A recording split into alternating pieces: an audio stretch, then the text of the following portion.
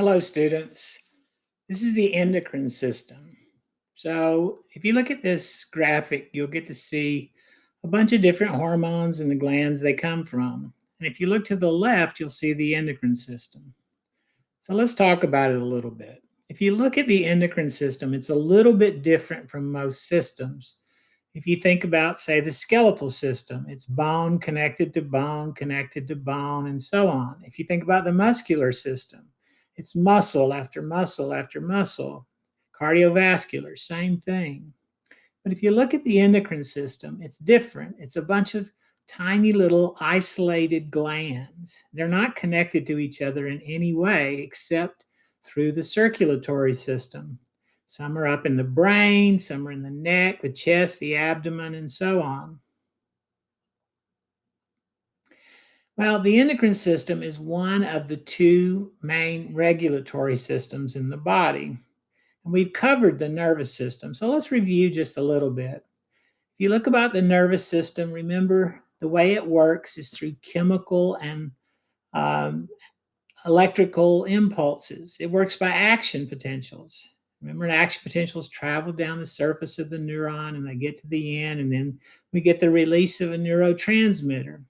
That neurotransmitter then opens chemical gated channels, and we're going to get an effect on the other side. Well, because it's electrical, it's very, very, very fast. Remember, you can get responses within milliseconds. And so the nervous system is best for regulating things that need to happen very, very quickly. So that would be things like the skeletal muscular system. If you want to contract a muscle, you want to do it now. You don't want to wait a little while. The problem is it can only control organs to which it's connected to, directly connected to by neurons. There are lots and lots of organs that neurons don't go to, and so the nervous system has no effect on those. So the nervous system is best for short-term, rapid regulation of organs that it is directly connected to. If we look at an action potential, remember they look like this. We're going to start out at threshold. We're going to get a stimulus. It's going to rise up to the level of threshold, and then we're going to open channels. Sodium's going to come in. We're going to go all the way up to about plus 30, and then sodium channels are going to close. Potassium channels are going to open and go down. So we get this tiny little electrical impulse of about 100 millivolts, and then that electrical impulse travels down the surface of the neuron. Remember, it can travel in two ways. Well, this is a myelinated neuron, so it's going to jump from node to node to node to node. And when it gets to the other cell, and this happens to be a muscle cell, we're going to get the release of those neurotransmitters. The neurotransmitters then are going to travel across the synaptic cleft. They're going to bind to these chemical gated channels. Sodium's going to enter, and we're going to get an effect on the postsynaptic cell. So that should be a review for you. And so that way we can control things like muscles. So we see here, we see a reflex. And so if you tap someone's patellar ligament, what happens is you stretch the quadriceps muscle. When you stretch the quadriceps muscle, there's a sensory receptor inside it that detects that. It sends a message along a afferent neuron. It goes to the spinal cord. The spinal cord in turn connects to an interneuron and then a motor neuron. And what it's going to do then is cause some muscles to contract and some muscles to relax. And we already know what's going to happen. Your foot's going to fly up. This happens very, very, very quickly. If we look at the endocrine system, though, it's a completely different system. The endocrine system works by hormones. So, what are hormones? Well, we'll talk about it a lot more in a minute, but basically, they're chemical messengers. They're chemical messengers that are going to travel through the blood. And then, when they reach their target tissue, their cells, they can do all sorts of things. They can open channels like neurotransmitters do, but they can also affect the entire metabolism of the cell. They can make it stop doing one thing and start doing something else. They can make the cell release products. They can make the cell create products and so on. Well, because it travels through the bloodstream, it is much, much slower. So we don't see reactions in within seconds or even milliseconds. It's going to take much longer. So we can see things in minutes or hours or days or even longer than that. The good thing about the endocrine system is it can control any organ in the body because blood goes to every single organ. Hormones go anywhere blood or body fluids go. And so we have widespread effects when we release hormones. Now, because they're slower, they're better for long-term regulation. You wouldn't want to use a hormone for muscle contractions because think about it, it would take seconds or minutes to make that muscle contract. We don't want that to be that way. We want seconds, we want muscles to contract almost instantly. But we want to use this for long-term regulation. And the things that are long-term regulated are things like growth and metabolism, also things like reproduction. So if we look at it, what we're going to see is we're going to get the release of this hormone from an endocrine cell. It's going to travel through the bloodstream. It's going to go to some sort of target, and we're going to get a response. Well, when you look at this graphic, it compares the endocrine and nervous systems. And so you can see here exactly how it's different than from the nervous system. So here's our secreting cell, and it releases the hormone. The hormone enters the bloodstream, it travels through the blood. It's going to reach a target cell, and a target cell is going to be one that has a receptor for it. Well, you can see these cells have receptors.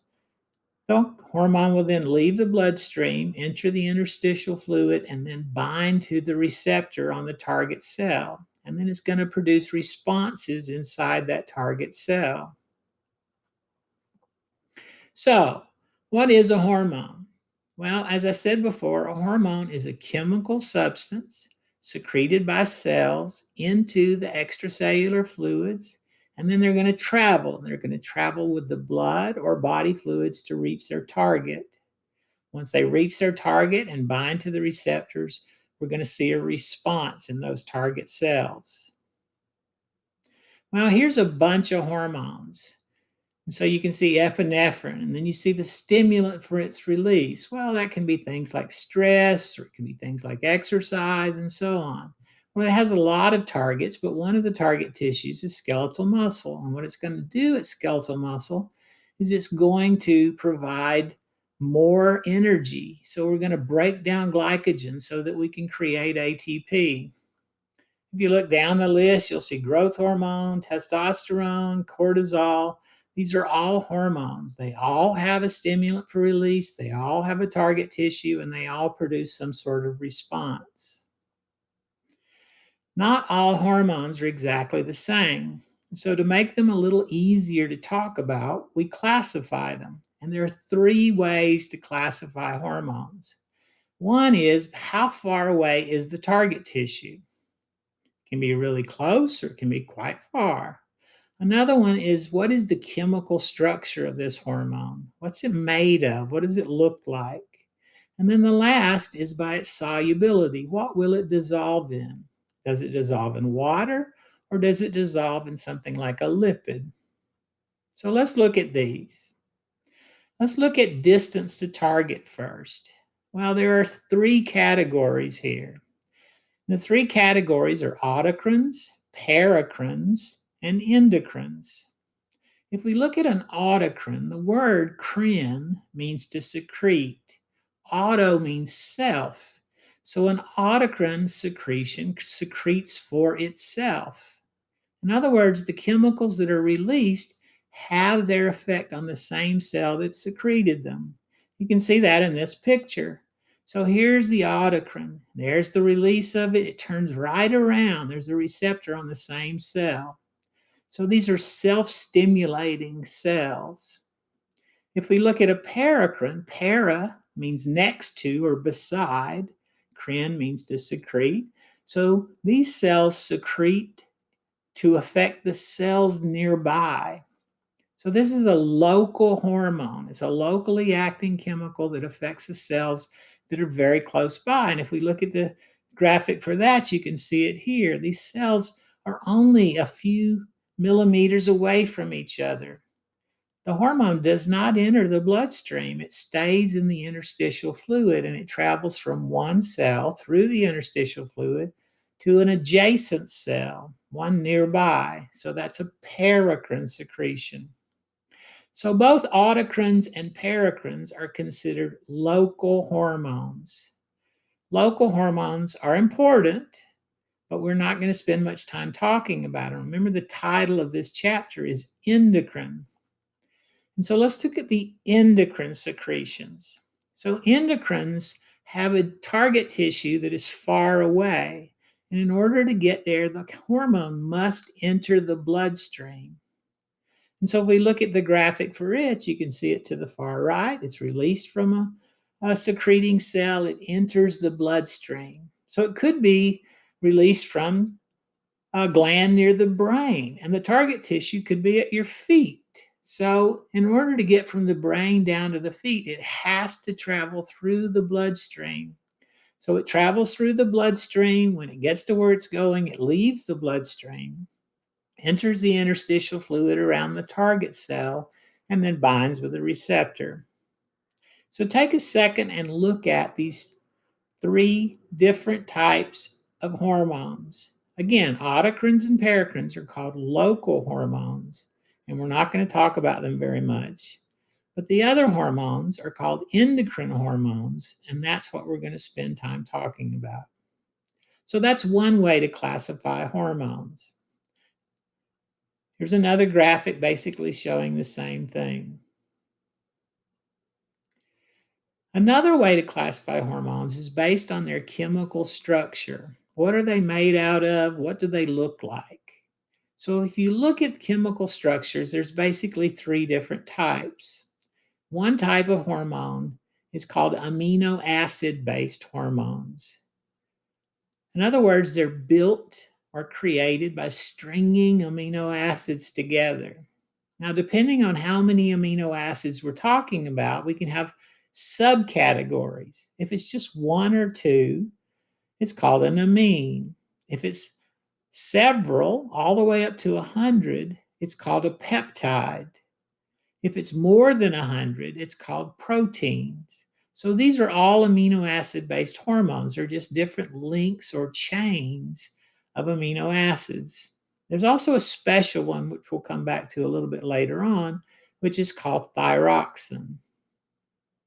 So that's one classification. Another one is cholesterol-based. In other words, the basic structure of these hormones is cholesterol. So we take the cholesterol, we change it a little bit, we add stuff to it, we unhook parts, and so on. But the cholesterol is still always there. Cholesterol-based hormones are basically steroids. And then the last one is called arachidonic acid based. Arachidonic acid is a fatty acid, not an amino acid, a fatty acid. And because it's a fatty acid, it has a lot of carbon and a lot of hydrogens. When you look at it, it's going to look completely different. So these are our three categories. So let's look at amino acid based first.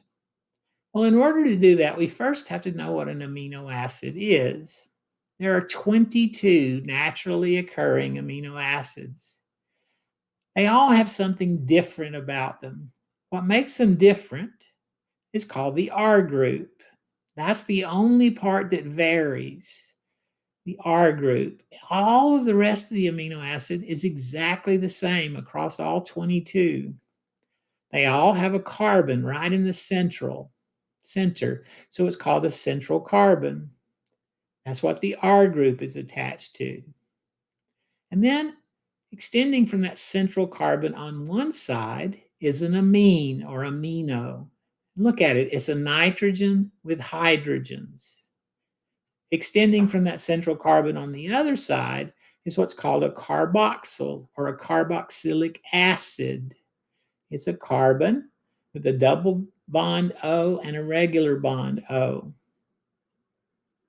So if you look at it, one side is an amino and the other side is an acid. That's where the name comes from, amino acid. They all look like this.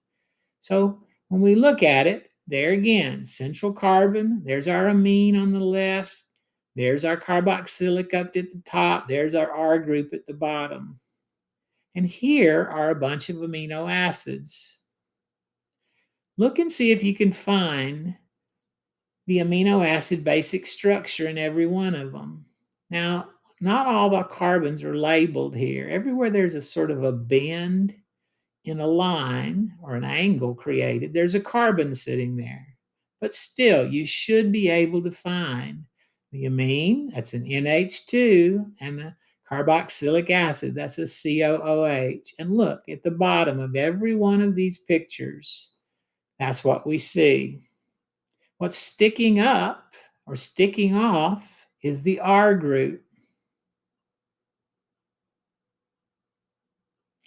Well, because they're all the same, they're a little bit like Legos. If you think about a Lego, every single Lego block looks the same, and you can connect Lego blocks together. That's exactly the way amino acids are. We can connect them together. We connect the amine of one amino acid to the carboxylic acid of another amino acid. When we do that, water comes out, and we get a brand new bond. It's called a peptide bond. So in the top part of this picture, we have 3 amino acids.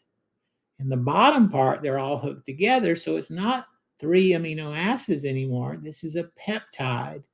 And because it has 3 amino acids, it's called a tripeptide.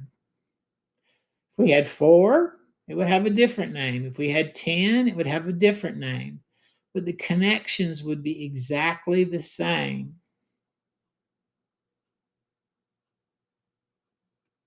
Well, remember, we can have different types of these amino acid based hormones.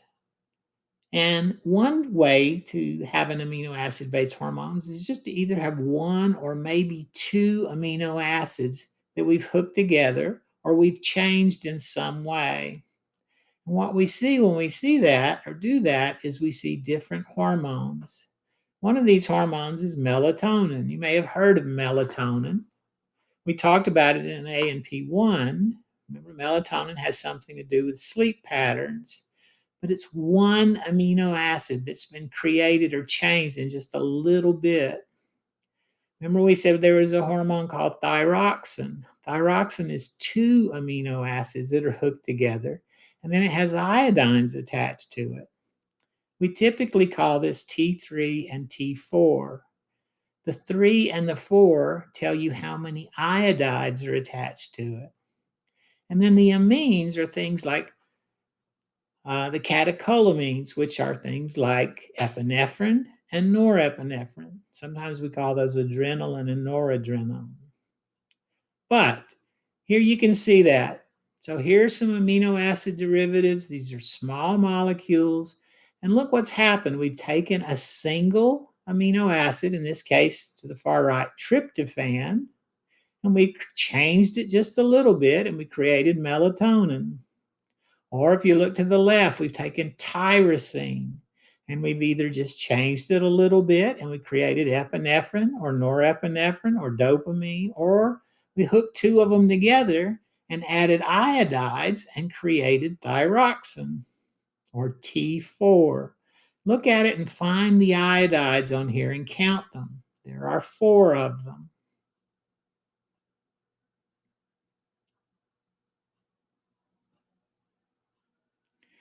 We can also string them in together in longer chains. When we do that, we get peptides if it's less than 100 amino acids, or proteins if it's more than 100 amino acids, or if it's more than 1 peptide hooked together. We can also add other things. So we could add sugars to the peptide or the protein, and then we get what's called a glycoprotein. But it's still basically an amino acid based hormone. Again, the way we do that is like Legos. We hook them together and we create chains. And so if you look at this, you can see a chain. So in the first picture, it's just showing you which amino acids are connected to which.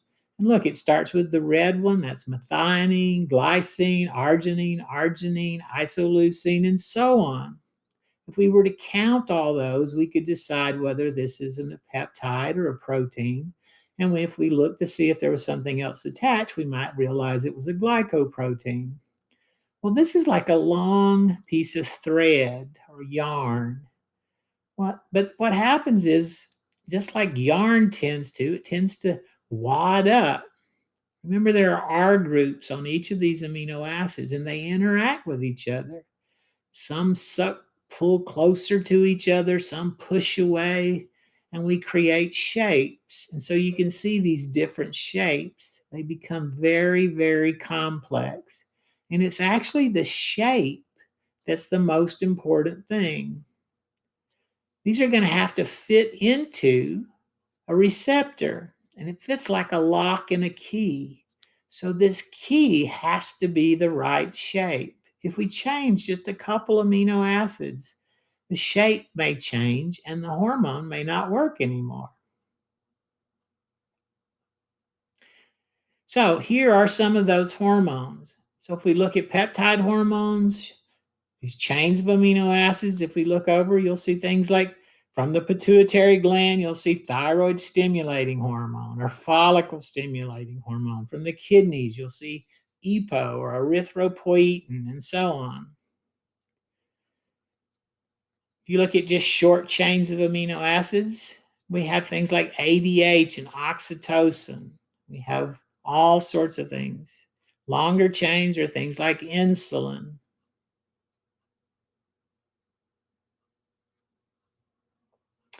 Another way to create a hormone is to use cholesterol. So these are cholesterol based hormones, and all cholesterol based hormones are steroids. So steroids come from the adrenal gland and they come from the gonads, the testes, and the ovaries. Well, let's look at cholesterol. Cholesterol looks like this. Look at it, it has a very, very distinctive shape. Look, you'll see 3 hexagons and a pentagon, or you'll see 3 6-membered rings, 6 carbons, and 1 5-membered ring, 5 carbons. And then you see stuff sticking off of it. But it's this skeleton, this 3 6-membered ring, 1 5-membered ring that we're going to see in all steroids. So what we're going to do is we're going to take cholesterol, we're going to add some things, take some things away, and we're going to create hormones. So look, if we take cholesterol and just change it a little bit, we get testosterone. If we take cholesterol and just change it a little bit differently, we get estradiol, which is an estrogen. Look how closely related testosterone and estradiol are to each other. There are very few differences, but those differences change whether or not we can fit into the receptor, and they change whether or not we're going to produce one effect or a different effect. So if we look at this, here are cholesterol-based hormones, and look, they come from places like the gonads, the adrenal cortex, and also the kidney. But if you look at the bottom, there is a steroid hormone. Remember, all cholesterol-based hormones are steroids. The last type is called arachidonic acid based. Remember, arachidonic acid is a fatty acid. And depending on how we change the fatty acid, we get different hormones. These are called icosanoids. This is probably not a word you've ever heard in your life. Icosanoids can then be further divided. And some of the ones that are icosanoids are called leukotrienes and maybe prostaglandins. These are also words you probably have not heard. These are all paracrines. These are all local hormones. So again, remember, we're not going to spend any time talking about these. Now, they are important, and we'll talk about some leukotrienes when we get to the immune system. But otherwise, we're just going to leave it, and you can learn that in another course. But let's look at arachidonic acid. Arachidonic acid looks like this. And remember, everywhere there's a bend in a line, there's a carbon. So this has lots of carbons. It basically has sort of a little house to the left and then two tails. It has a 5-membered ring and then two tails. Look, it's got a COOH. That's what makes it an acid, just like we had an amino acid. That's the carboxylic acid. But there's no amine on here anywhere. Look, you won't find one. This is a fatty acid. Well, again, if we take things off, we add things, then we create these icosanoids. And so here's an example of icosanoids. And you can see that this is what's called prostaglandin E. Here's some others. Now look at their names. Their names are very complex because usually they just describe their structure. We have 12, HPETE. Well, that's a lot easier to say than the word that its name. Look how long that is, and so on and so on. But they all come from this arachidonic acid.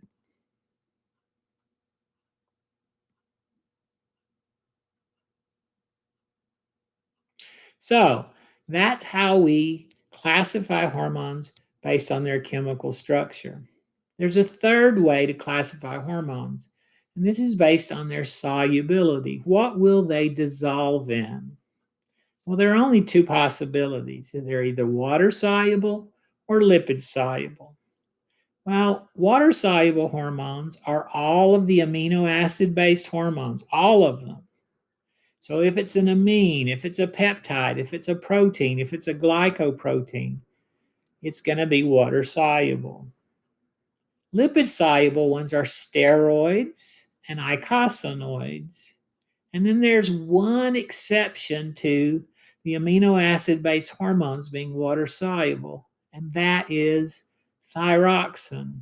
That's T3 and T4. So water soluble, all amino acid based except T3, T4. Lipid soluble, all the steroids, all the icosanoids, and T3 and T4. Well, the solubility of the hormone will determine how it can act or its mechanism of action. Remember what hormones are going to do. They're going to travel through the bloodstream and they're going to reach their target, and then they can cause all kinds of things to happen in their target cells. They can open or close channels, but remember they can do other things. We can do things like stimulate protein production. We can turn on or turn off enzymes. We can cause the cell to secrete or even divide so we can stimulate mitosis. All those things happen from these hormones.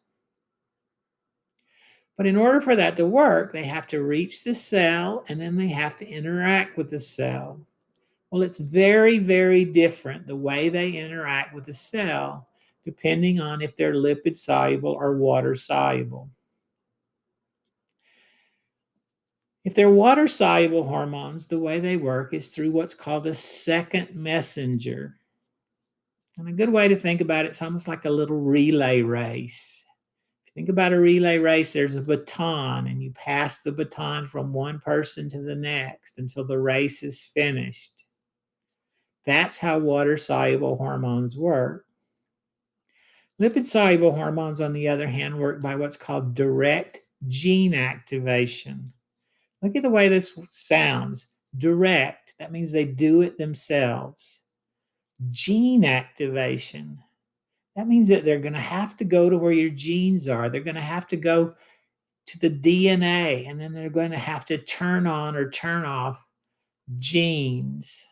So let's take a look at these. So if you look at a water-soluble hormone, you can see it on the left. Well, think about it. Water-soluble hormones. What's blood mostly made out of? It's mostly water.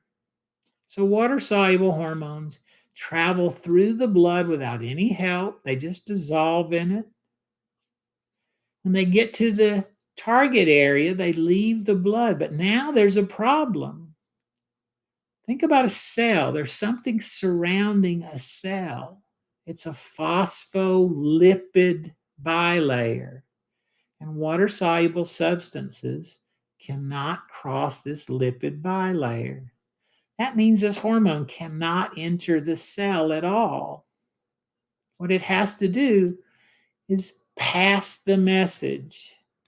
So there's a receptor on the outside that it binds to, and then the message is passed into the cell, where now there's a second person in the relay, a second messenger. And then finally, we get the response that we're looking for. If you look at a fat-soluble or lipid-soluble hormone, think about them. Lipid-soluble. That means they can dissolve in lipid, but lipids and water don't mix, which means that it can't just enter the blood and go where it wants to go. It's like trying to wash dishes without soap. There's nothing to let the fat dissolve in the water. So fat-soluble hormones, lipid-soluble hormones must have a helper. They have what's called a transport protein.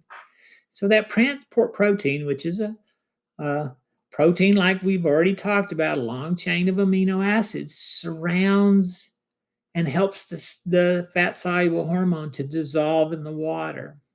And so it travels through the blood attached to this protein. When it reaches its target cell, not only does it leave the blood, it also leaves the protein behind. Now think about it. This is fat soluble. There's a phospholipid bilayer around the cell. Fats dissolve in fat. Lipids dissolve in lipids. So it has no trouble getting across the membrane. So it enters the cell. There is no second messenger. So when it gets in there, it's going to hook up with some things, and then it's going to go and interact with your genes, and then we'll get a cytoplasmic response. Let's look at these in a little more detail.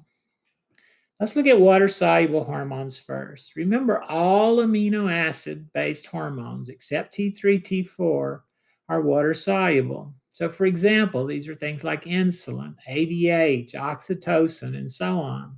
There's a long, long list of these.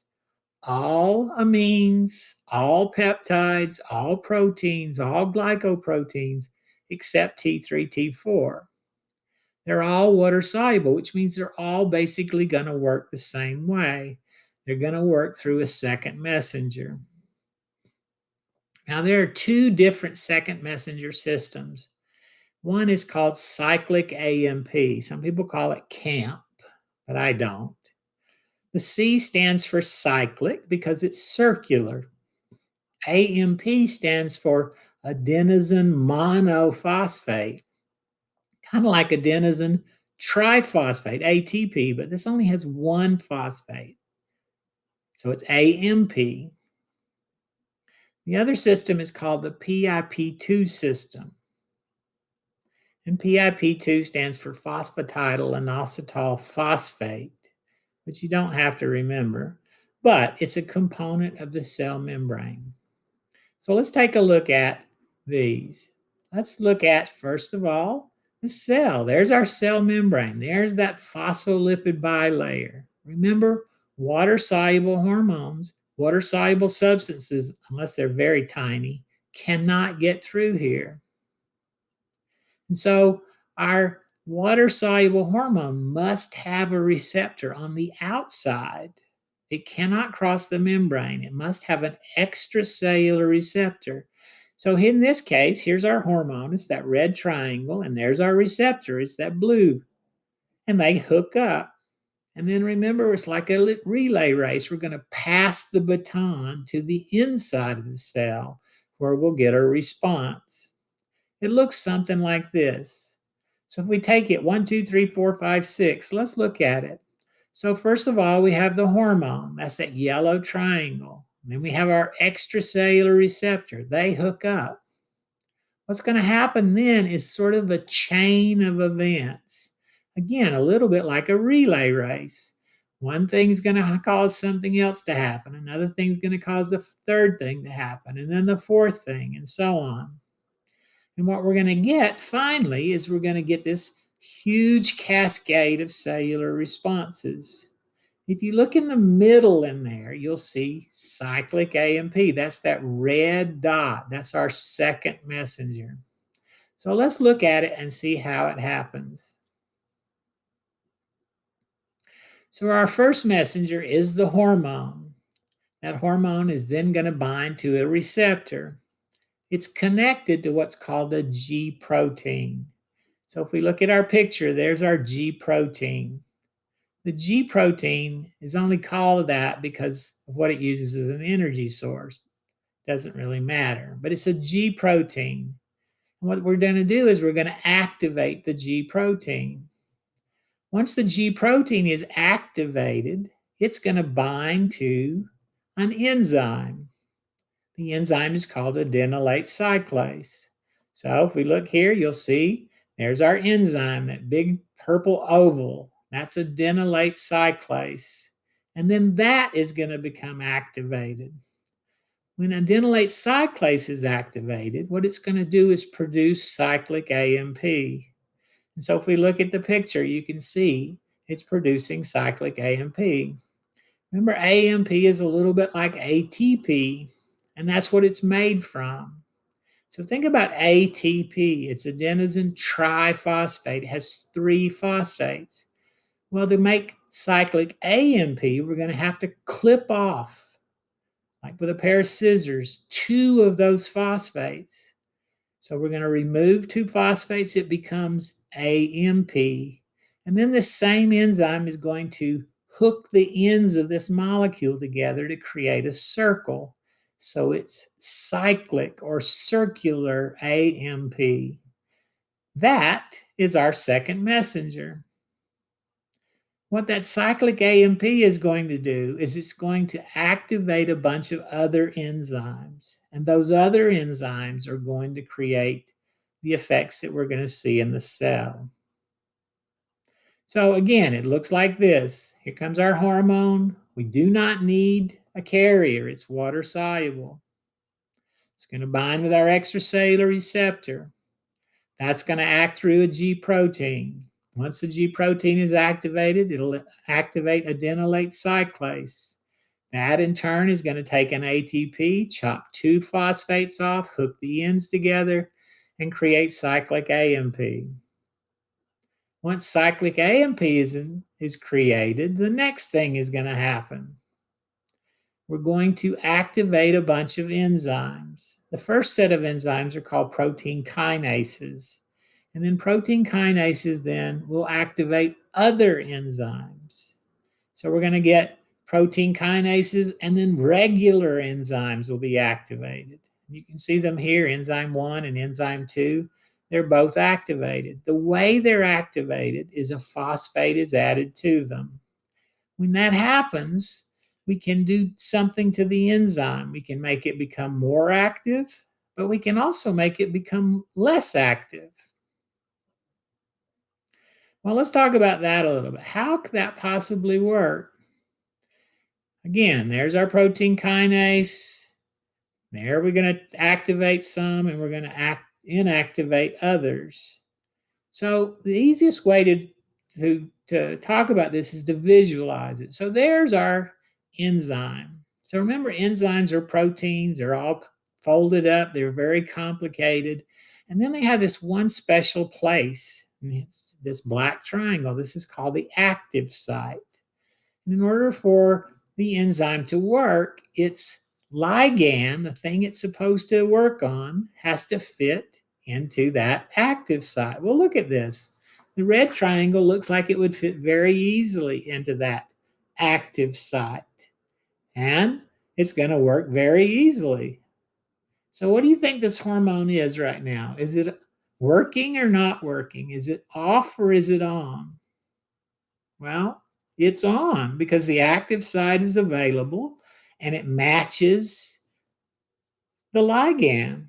But look what happens. If you look up at the top right there, there's a phosphate. Remember, we have these protein kinases. And what they do is they add phosphates to this enzyme. So they're going to grab enzyme A and they're going to stick a phosphate on it.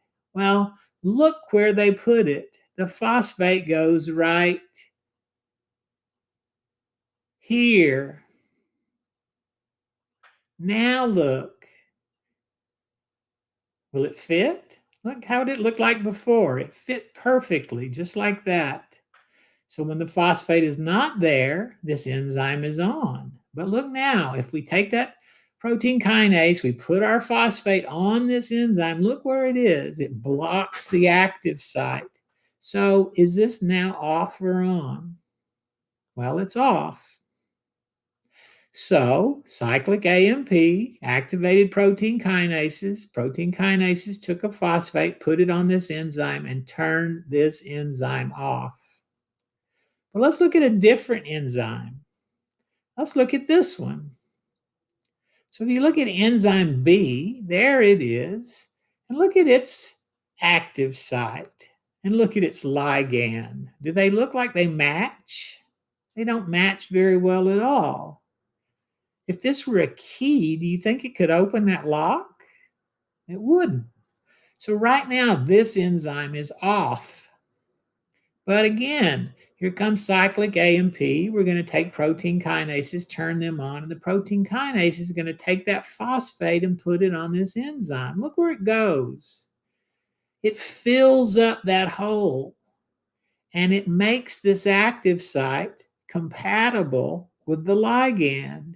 And look, now it fits very well. So what do you think this enzyme is, off or on? Well, now this one is on. So the same cyclic AMP, the same hormone, same cyclic AMP activated the protein kinases. Protein kinases added phosphates to both these enzymes. But when it added phosphates to this enzyme, it turned it off. But when it added phosphates to this enzyme, it turned it on. So the same hormone can affect two different enzyme systems in the cell in different ways. So if we look at it here, here it is again. There's our hormone, binds to the receptor. There's our G protein. We're going to turn the G protein on. The G protein in turn is going to turn on Adenylate Cyclase. We're going to take an ATP, take two phosphates off, create cyclic AMP. Cyclic AMP in turn is going to turn on protein kinases, and they in turn are going to activate or inactivate other enzymes. Does it make sense? Well, sometimes more than one hormone can produce the exact same effect. If you look at the hormones on the left over there, at this particular target cell, this is what they're going to do. But there could be another hormone that has the same effect, hormone B. Well, it wouldn't make any sense if we want the exact same effect to have a completely different pathway to do it. So what we're going to do is we're going to share the pathway. So look, the hormone is shaped differently. So we have to have a different receptor. The receptor in turn is going to activate our G protein. And look, it's going to activate the same adenylate cyclase. And what does adenylate cyclase do? It converts cyclic AMP or ATP into cyclic AMP. And so we're going to get the exact same effect. So two hormones are sharing this pathway.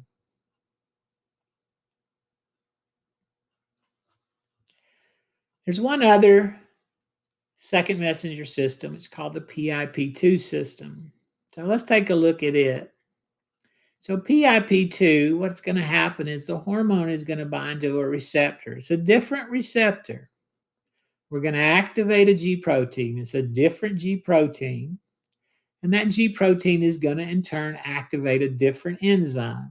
This enzyme is called phospholipase. And what phospholipase does is it splits PIP2 in half. And we're going to get two halves. One of these halves is called diacylglycerol, DAG, and the other one is called inositol triphosphate, IP3. They both act as second messengers. What they're both going to do then is activate protein kinases, and we're going to get an effect. Now, IP3 has a third step it goes through, and that is it causes the release of calcium.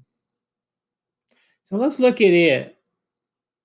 So there's our hormone, the little blue triangle. There's our extracellular receptor. Remember, we don't need a carrier. This is a water-soluble hormone, but it can't get into the cell.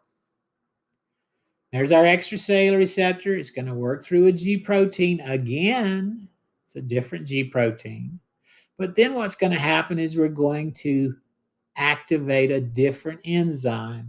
This enzyme is called phospholipase C. What it's going to do is it's going to take something that's already part of the membrane, PIP2, and it's going to chop it in half. We're going to get DAG and we're going to get IP3. Remember, both of these are second messengers. They're both going to create responses in the cell. IP3 has another step it goes through, though, and that is it causes the release of calcium. But then both of these are going to activate protein kinases and activate enzymes.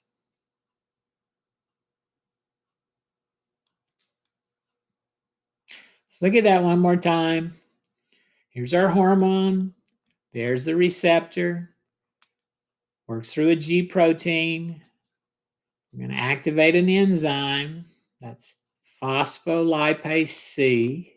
It splits PIP2 into DAG and IP3. These are both second messengers, but IP3 acts through a third messenger, if you will, calcium, and then we're going to get the response by way of protein kinases.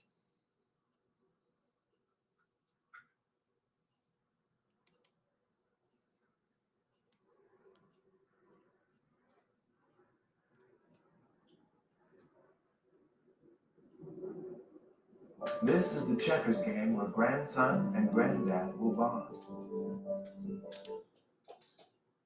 Binding of a hormone to a specific receptor in a cell's plasma membrane activates a trimeric G protein. The G-alpha subunit then activates a membrane-associated enzyme, phospholipase C. As its name suggests, PLC cleaves the phosphate-bearing head group of phosphatidylinositol 4,5-bisphosphate from its lipid tails. The head, now inositol triphosphate, or IP3, and the tails, diacylglycerol, or DAG, act as separate messengers. The hormone was the first messenger, and bind other proteins to affect cellular responses.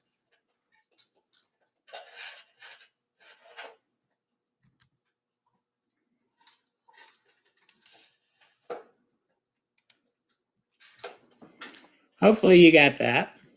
Hey everyone, this is when I talk about the inositol triphosphate or IP3 pathway.